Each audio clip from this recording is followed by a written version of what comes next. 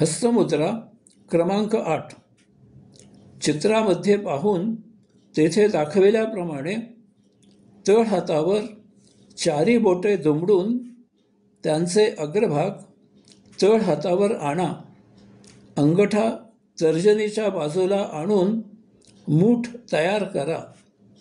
अंगठा आणि तळ हातावरील चारी बोटांचे अग्रभाग आणि मूठ घट्ट दाबा. क्रिया दोन्ही हाताने करायची आहे.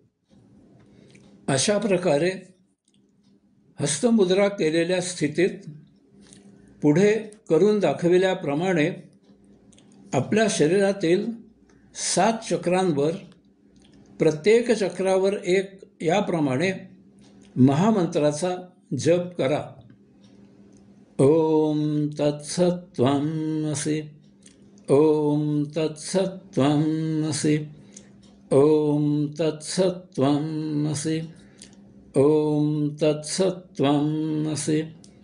ओम तत्सत्त्वमसि. ओम तत्सत्त्वमसि.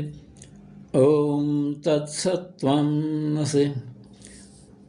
अशा प्रकारे जप करून झाल्यावर लगेचच पुढील मुद्रा करायला घ्या.